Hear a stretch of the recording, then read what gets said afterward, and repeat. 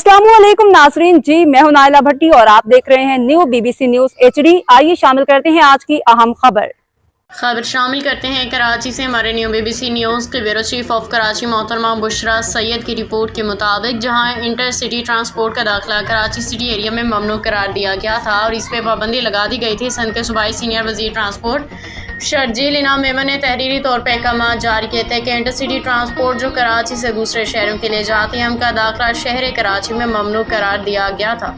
जबकि ज़ेर नज़र तस्वीर में आप देख सकते हैं कि क़य्यूमाबाद में बड़ाइच कोच कैंट स्टेशन पर दीगर ट्रांसपोर्टर लालू खेत 10 नंबर पर कराची शहर से बाहर जाने वाली बहनों के अड्डों के ये भरमार है।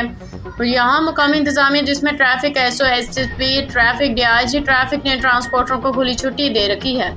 हुकूमत सिंध की जानिब से जारी करदा ऑर्डर्स और अहकामात को हवा में उड़ा के रख दिया है। दिन के औकात में हैवी ट्रैफिक के दाखिले की वजह से शहर में अक्सर ट्रैफिक जाम रहता है। इस हिसाब से हुकूमत सिंध कराची शहर में रहने वालों को निजात दिलाने में अपना किरदार अदा करे। DIG ट्रैफिक समेत मुकामी इंतजामिया के एहलकारान इन ट्रांसपोर्टरों से लाखों रुपये हफ्ता वसूल कर रहे हैं। इसके अलावा इंटरसिटी ट्रांसपोर्ट का कराची में दाखिले की कोई और वजह नहीं हो सकती।